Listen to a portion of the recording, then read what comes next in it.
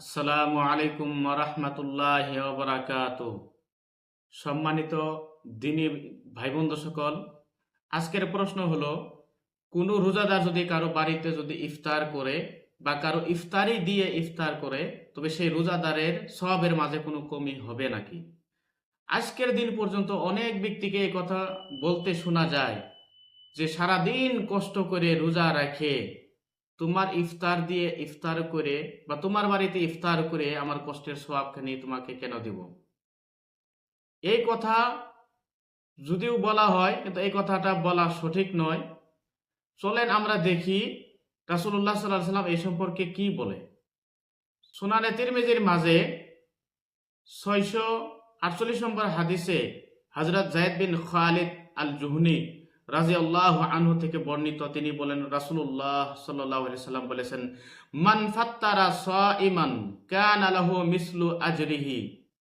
যে ব্যক্তি কোন রোজাদারকে যদি ইফতার করায়, সেই ইফতার করানোওয়ালা ব্যক্তি সেই রোজাদারের সমান সওয়াব পাবে। গায়রা আন্নাহু লা ইয়ানকুস মিন আজরি সাইমি শাইআ।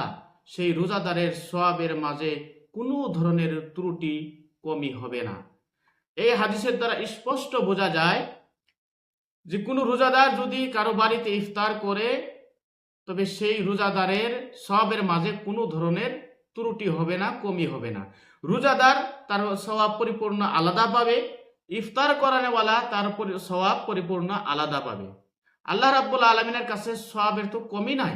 আল্লাহ রাব্বুল আলামিনের কাছে সওয়াবের তো সাগর রয়েছে, সওয়াবের ভান্ডার রয়েছে। কোনো ব্যক্তি যদি এমন ধারণা করে, তবে বোঝা যায় যে সে ব্যক্তি নিজেও কৃপণ এবং নাউজুবিল্লাহ আল্লাহকেও সে ব্যক্তি কৃপণ বলে ভাবে। গতিকে আপনাদের সবার কাছে আমার অনুরোধ, আপনারা এই ভুল ধারণাকে ত্যাগ করবেন, এই ভুল ধারণাকে বর্জন করবেন।